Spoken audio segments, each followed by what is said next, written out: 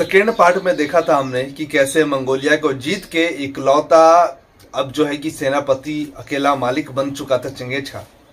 अभी तक की जो बाहरी दुनिया है, बाहरी दुनिया बिल्कुल भी नहीं सोच रही थी कि चंगेज खान बाहरी दुनिया में भी आक्रमण करेगी, उन्हें लूटेगी, बांटेगी, उनका सर कर्म करेगी और उन्हें भी अपने क्षेत्र में शामिल कर लेगी। अब मंगोलिया के पश्चिम में पड़ता था चाइना, बॉर्डर आसपास में सटा हुआ था और सबसे पहला वहां पे एक साम्राज्य पड़ता था, तमगुट साम्राज्य, जिसे जिया साम्राज्य के नाम से भी जाना जाता था। हालांकि चंगेज खान को उस पर भी अटैक करना था, आक्रमण करना था, लेकिन उसे एक बहाना चाहिए था। तो जो तमगुट का साम्राज्य था उसमें एक दुश्मन था जो चंगेज खान का दुश्मन था और तमगुट साम्राज्य के लोगों ने उस दुश्मन को, जो चंगेज खान के दुश्मन को पनाह दिया हुआ था। जब ये बात पता चलती है चंगेज खान को, तो चंगेज खान बोलता है वहां के जो राजा होता है कि भाई ये मेरा दुश्मन है, दे दो। वहां का जो है राजा मना कर देता है तमगुट का कि भाई हम तो नहीं देंगे। अब इस पे जो है कि और भी गुस्सा जाता है चंगेज खान, उसे अपमान मान लेता है और फिर वो तमगुट साम्राज्य पे अटैक कर देता है। हाँ, सबसे पहले आपको ये बता दें कि जो तमगुट साम्राज्य था उर्फ जिया साम्राज्य, इसका जो निर्माण था तिब्बती लोग किए थे और ये पीली नदी के ऊपर चीन में कहीं पे है। तो जब अपमान लगता है चंगेज खान को और अपने सैनिकों के साथ में घेर लेता है, हालांकि तमगुट साम्राज्य के पास जो सेना थी वो चंगेज खान की सेना से लगभग 2 गुनी थी, तकरीबन 1.5 लाख की सेना थी और तमगुट साम्राज्य के पास भी। लेकिन फिर भी चंगेज खान अपने युद्ध रणनीतियों के माध्यम से उस युद्ध को जीतने में कामयाब हो जाती है।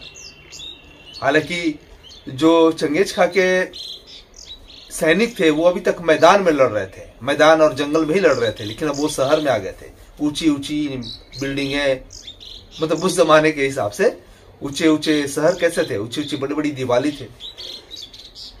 तो अब देखता है चंगेज खान कि भाई अंदर कैसे जाया जाए, अंदर जा नहीं पाता है। बड़ी बड़ी बिल्डिंग, जैसे पद्मावती में पिक्चर देखा हुआ आपने कि जब अटैक करने के लिए जाता है तो बड़ी बड़ी बिल्डिंग होने के कारण वो जा नहीं पाता है, तब वो शहर के लोगों को नीचे आने का इंतजार करता है। उसी तरह से यहाँ पे भी था, लेकिन जब शहर के लोग कुछ ऊपर से नहीं आते कुछ दिन तक, तो जो नीचे बसे लोग थे उनको चंगेज खान मारना स्टार्ट कर देता है। साथ ही साथ उनकी एक ये भी कमजोरी थी कि जो ऊपर बड़ी बड़ी जो मीनारें थी या फिर बिल्डिंग थी, उनमें राशन सप्लाई करना भी नीचे के माध्यम से ही जाता था, उसको भी चंगेज खान ने काट दिया। और अपने अजीबो गरीब रणनीति के कारण ये युद्ध भी चंगेज खान जीत लेता है।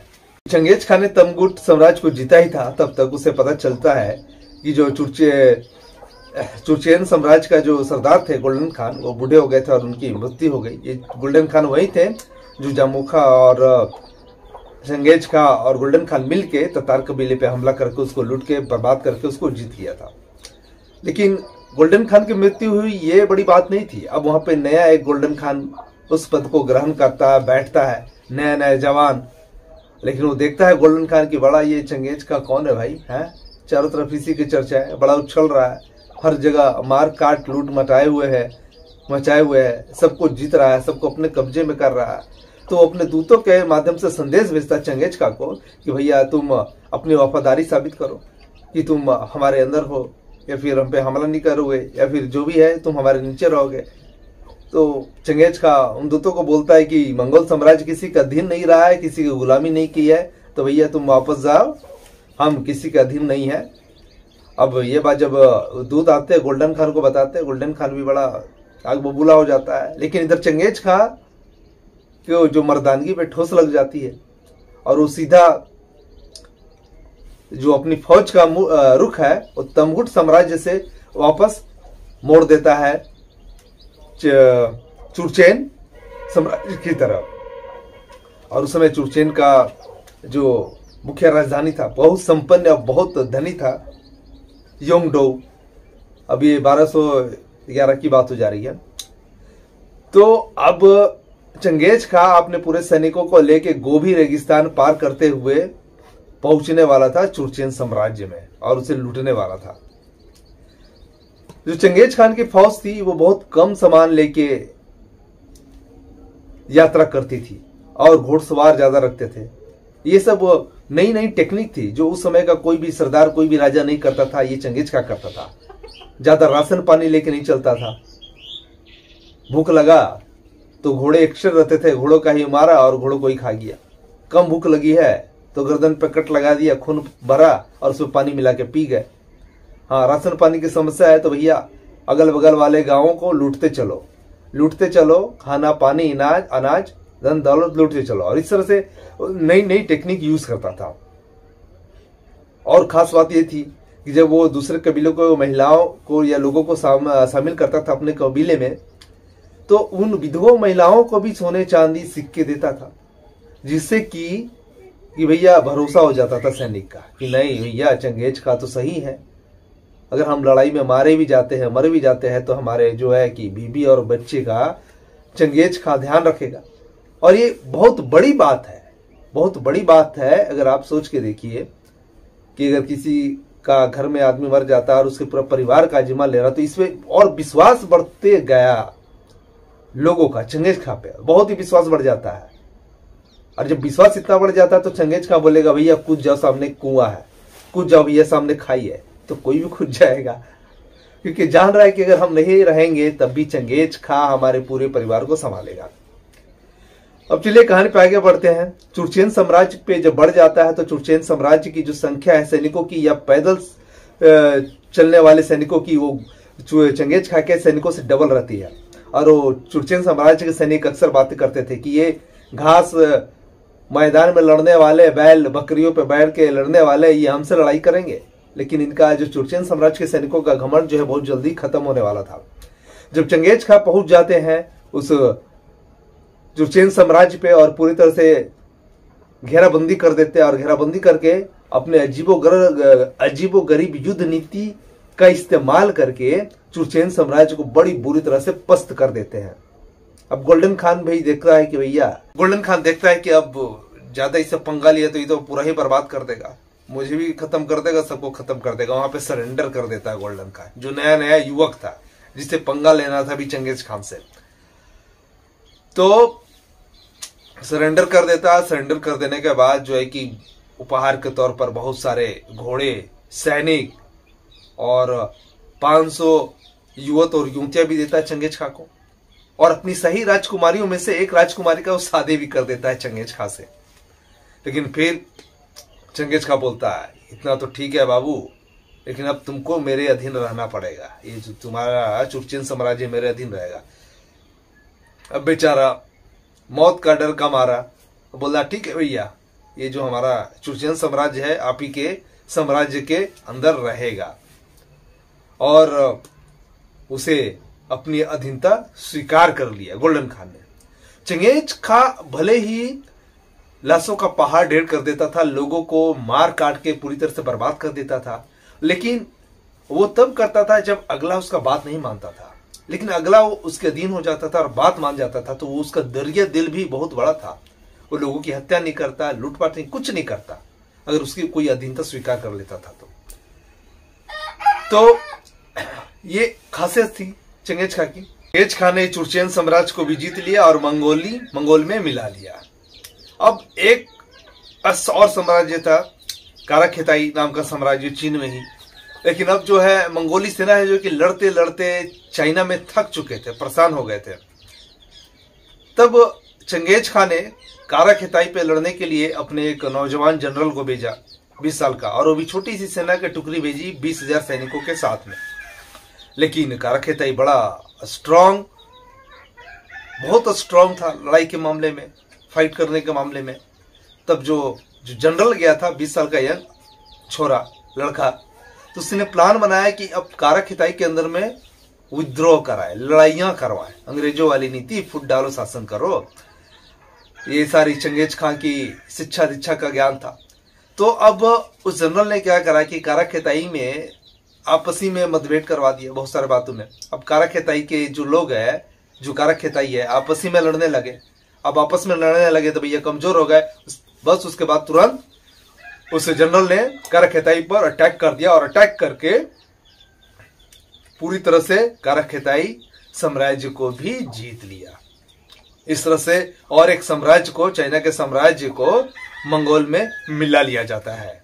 अब जो बारी थी ख्वारिजम साम्राज्य की थी। ये बहुत ही विशाल और संपन्न और धनी मुस्लिम साम्राज्य था, और जो कि सिल्क रूट का बिजनेस करता था और बाकी मुस्लिम देशों से जुड़ा हुआ था। चंगेज खान ने सोचा कि अब इस जो साम्राज्य के साथ दोस्ती का हाथ बढ़ाया जाए और सिल्क रूट का भी बिजनेस किया जाए और 50% का मुनाफा कमाया जाए। लेकिन ख्वारिजम साम्राज्य का जो शासक था शाह अलाउद्दीन मोहम्मद, वो एक बहुत बड़ी गलती करने वाला था और 100% कमाने वाला मौका है जो कि चंगेज खां को देने वाला था। दरअसल होता यह है कि जब चंगेज खां अपने 500 लोगों को सोने चांदी और बहुत सारे गिफ्ट के साथ शाह अलाउद्दीन मोहम्मद के पास अपने दूतों को भेजता है 500 लोगों के साथ, तो रास्ते में उनका जो है कि सारा सामान, सोने चांदी सब कुछ लूट लिया जाता है और कुछ दूतों की हत्या भी कर दी जाती है। अब ये बात उसके सैनिक वापस आते हैं और चंगेज खां को बताते हैं। चंगेज खां फिर से अपने कुछ दूतों को और कुछ लोगों को ख्वारिजम साम्राज्य के जो राजा थे शाह अलाउद्दीन मोहम्मद, उनके पास भेजता है और कहा जाता है कि जो लूट का सामान है वो वापस कर दें और हमें दोस्ती का हाथ बढ़ाने के लिए ये सामान फिर से लाए हैं, सोने चांदी आभूषण फिर से लाए हैं और आपके साथ सिल्क रूट का बिजनेस करना चाहते हैं और आपको हम 50% मुनाफा भी देने को तैयार है। इसमें वहां के जो राजा थे उस ख्वारिजम साम्राज्य के, वो फिर से कुछ दूतों की हत्या कर देते हैं, कान काट देते हैं और वापस भेज देते हैं। अब जैसे ही चंगेज खां को इस बात की पता चलती है, अब वो पूरा आग बबूला हो जाता है, क्योंकि उनका एक हिंदुस्तानी दूत भी था जो कि उसमें शामिल होके गया था। और अब चंगेज खां सबसे बड़ा और सबसे एकदम बहुत ही मतलब कि खुखार टाइप वाला अटैक करने वाला था ख्वारिजम साम्राज्य पे, और वो कर भी देता है। और जब ख्वारिजम साम्राज्य पे करता है तो वो इतने लाशें बिछा देता है, लाशों की पहाड़ बिछा देता है, सबके मार के सबकी खोपड़ियों का दीवार मीनार बना देता है। ख्वारिजम साम्राज्य का उसमें अंत नहीं हुआ था, एक पूरी सभ्यता का उसने सफाया कर दिया था, चुन चुन के सबको मारा था, पूरे शहर गांव कस्बा सबको तबाह करके रख डाला था। ख्वारिजम साम्राज्य जो कि बहुत बड़ा था, उसमें तोड़ फोड़ सबको मार काट करके लाशों का ढेर तो खड़ा कर ही दिया। लेकिन उसी ख्वारिजम साम्राज्य में बहुत सारे शिक्षा केंद्र के मेन ब्रांच थे, जैसे अरबी, तुर्की, पर्सिया, और वहां के बड़े बड़े एस्ट्रोनॉमी, गणित, भाषा विज्ञान, एग्रोनॉमी, और वहां पे बड़े बड़े विद्वान जलालुद्दीन रूमी जैसे बहुत बड़े विद्वान भी पैदा हुए थे। और लेकिन सबको तहस नहस कर दिया, सब कुछ खत्म कर दिया, सारे मेन ऑफिसेस, सारे ब्रांच को तोड़ दिया। और ऐसा माना जाता है कि सबसे जो शिक्षित लोग थे, सबसे जो पढ़े लिखे लोग थे, इन मुस्लिम कंट्री के मेन ऑफिस जो ब्रांचेस इसी में थे, सबको नष्ट कर दिया गया। और ये भी बोला जाता है कि वहां पे इस्लामिक शिक्षा केंद्र का एक शहर था, बुखारा और बगदाद, वहां पे इतने किताबें जलाया उसने, तेमुजीन ने यानी कि चंगेज खान ने इतनी किताबें जलाया कि पूरे नदी का जो रंग है वो पूरा काला पड़ गया। तो ये जो साम्राज्य था जिसकी हम बात कर रहे हैं, ख्वारिजम साम्राज्य, ये छोटा मोटा साम्राज्य नहीं था, शिक्षा का केंद्र। सोच लीजिए उस सदी में इतनी सारी शिक्षा की जो मेन ब्रांच थे, ऑफिस थे, विद्वान थे, सबको मार दिया, ऑफिस जला ली, किताबें डाल दी। तभी तो आज के मुस्लिम पूरे भारत नहीं पूरे देश में बहुत बुरी स्थिति है मुसलमानों की। चंगेज खान ने उनकी बर्बादी के कारण ये भी लिख दिया था, अगर पढ़े लिखे रहते, समझदार रहते, तो नहीं वो इतनी गंदगी पाकिस्तान में और न ही भारत में और न ही बांग्लादेश में फैलाते। ख्वारिजम साम्राज्य में और एक शहर था निसापुर। अब वहां पे एक मोर्चे पे एक लड़ाई में जाता है टोकुचा, जो कि ये दामाद होता है तेमुजीन का यानी कि चंगेज खान का। तो वहां पर उसकी मृत्यु हो जाती है और उस समय उसकी बेटी चंगेज खां की गर्भवती रहती है। तो वो निसापुर का जो है कि फैसला अपनी बेटी के हाथ में दे देता है कि अब निसापुर का क्या करना है तुम समझो। तो उसकी बेटी तो भाई पगला गई थी, क्या कि उसका पति मारा गया था निसापुर में जो चढ़ाई करने गया था। वो बोल देती है कि शहर के सारे लोगों को मार दिया जाए, यहां तक कि कुत्ते और बिल्लियों को भी मार दिया जाए। अब जो टकुचा का साला था यानी कि अपनी बहन का भाई निसापुर के इंसानों को मार मार के उनके सर का जो है कि पहाड़ खड़ा कर देता है, लाशों का पहाड़ खड़ा कर देता है। साथ में कुत्ता मिला तो कुत्ता को मार दिया गया, बिल्ली तक को मार दिया गया। मतलब कुत्ता बिल्ली पंछी जितने मिले सबको खाली कर दिया गया, पूरा शहर को शमशान घाट में बदल दिया गया। तो इसलिए बहुत सारी कहानियों में आपने सुना होगा कि चंगेज खां जहां भी जाता था वो कुत्ते बिल्लियों को भी मार देता था, किसी को भी नहीं छोड़ता था। हालांकि ये खूनी खेल चंगेज खां ने खेला और इस तरह से निसापुर को भी जो है कि निसापुर शहर को भी जीत लिया। ख्वारिज़म साम्राज्य बहुत बड़ा था और इस वजह से मैंने इससे पहले कुछ मिनटों पहले बोला था कि ख्वारिज़म साम्राज्य का अंत नहीं था, एक पूरी सभ्यता का अंत था। मुसलमानों के बड़े बड़े विद्वानों को, उनके शिक्षा केंद्रों को नष्ट कर दिया गया और इतना किताब जलाया था कि नदी काला हो गया था। मैंने बताया था कुछ देर पहले। तो यही है बर्बादी का, मुसलमानों की बर्बादी का जो मेन खान था चंगेज खान था। चलिए आगे। ख्वारिज़म साम्राज्य को जीतने के बाद जो है कि उसने अपने फौजों को दो भागों में बांट दिया और आधे को भारत की तरफ मोड़ा और आधे को यूरोप की तरफ भेज दिया और बोला जाओ भाई जीत के आओ, पूरे सब साम्राज्यों को अपने में मिलाओ। भारत में बहुत सारे साम्राज्य को और छोटे छोटे जो हिमालय के आसपास थे उन्हें अपने मंगोल में मिला भी लेता है, लेकिन उसके सैनिक जो है कि ज्यादा टिक नहीं पाते क्योंकि भारत एक गर्म देश है। तो उनके जो सैनिक के तीर थे सही निशाने पर नहीं लगते थे, मारा कहीं लगा कहीं और बीमार भी पड़ जा रहे थे गर्मी में। तो इस तरह से जो उसका सपना था वो भारत पे उसने पूरी तरह से कब्जा नहीं कर पाया और वहां पे अपने इस जो उसका इरादा था उसको वहां पे ड्रॉप कर दिया। अब दूसरी तरफ पहुंच गए अफगानिस्तान, ईरान, सऊदी, उधर लूट खरोच मचाए हुए, मुस्लिमों को मारकर गर्दा ही गर्दा उड़ा दिया, लाशों का ढेर। इतना खौफनाक उसका डर था लोगों के अंदर कि लोगों के अंदर बात होने लगी थी कि अब इस्लाम नहीं बचेगा, इस्लाम को पूरी तरह से नष्ट कर देगा ये चंगेज खान। इसलिए मैंने फर्स्ट भाग के एपिसोड में थंबनेल में लगाया था कि अब लोगों को लगा कि मुस्लिम बचेगा नहीं, 90% मुस्लिम आबादी को उसने खत्म कर दिया था। तो इतना खौफनाक और इतना क्रूर शासक भी था चंगेज खान। लेकिन अगर शुरू से उसकी कहानियों पे ध्यान दिया जाए तो इंटेंशन उसका ऐसा नहीं था, वो सोचा नहीं था। लेकिन जब अपने हाथ में रक्त का थक्का लेके पैदा हुआ था तब लोग समझ गए थे, उसकी मां समझ गई थी ये बहुत ही तबाही मचाने वाला है, आगे जाके बहुत कांड करने वाला, और सही में वैसा होता भी है। एक एज के बाद चंगेज खां की मृत्यु हो जाती है और उसे कहाँ दफनाया जाता है ये किसी को पता नहीं है। लेकिन ये माना जाता है बहुत सारे अर्थशास्त्री और एक्सपर्टों के माध्यम से कि जो ओनन नदी के पास वो जन्मा था वहीं पे उसकी लाश को दफनाया गया है। उसकी सफेद जो ड्रेस कोड था, सफेद ड्रेस कोड पहना के और बहुत सारे सोने के प्लेटों को उसके ताबूत में बांध के ओनन नदी के आसपास कहीं दफनाया गया है। लेकिन वो किसी को पता नहीं कि कहाँ पे उसे दफनाया गया था। तो दोस्तों ये रही चंगेज खां की कहानी, पैदा होने से मरने तक की। तो कहानी कैसे लगी कमेंट बॉक्स में कमेंट करके जरूर बताएं और चैनल पे नए हैं या वीडियो को पहली बार देख रहे हैं तो चैनल को सब्सक्राइब करना बिल्कुल भी ना भूलें।